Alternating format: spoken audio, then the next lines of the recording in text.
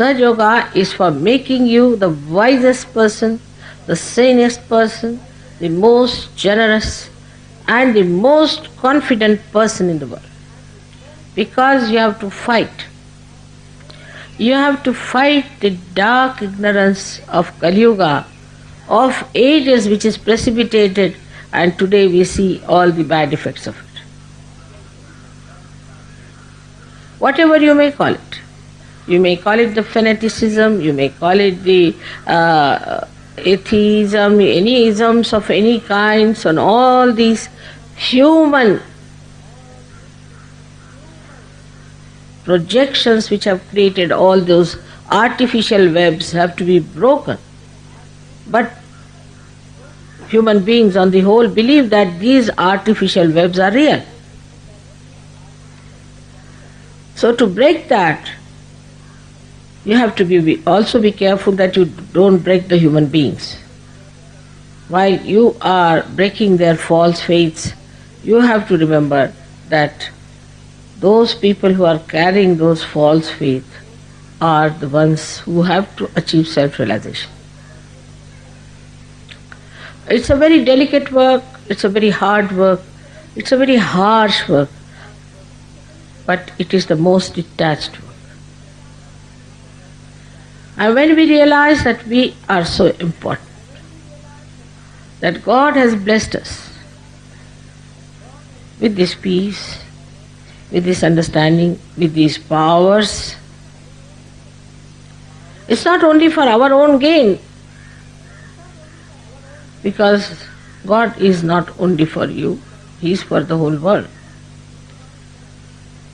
So we have to utilize them, we have to spread them, work it out at every level. We have to become dynamic about it. But the most important thing is the responsibility of Sahaja Yoga we have to take. We are Sahaja Yogis and we are responsible for Sahaja Yoga. What have we done for Sahaja Yoga?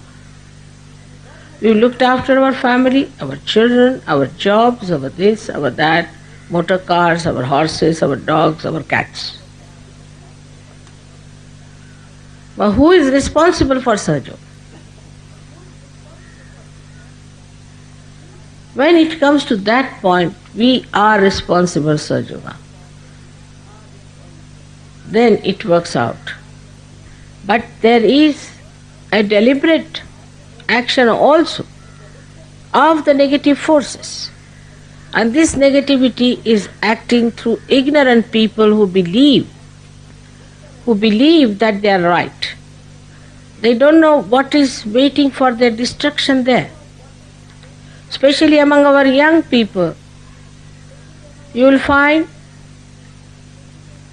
they just join any party, join any club, join any methods, any trend, anything, just because they have no understanding as to what they have to be.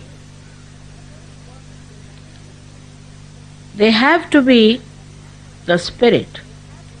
I asked the other day a president of a young organization, what is your policy? He said, we have no policy. They started looking here and there, said, we have no policy. I was amazed that they have no policy.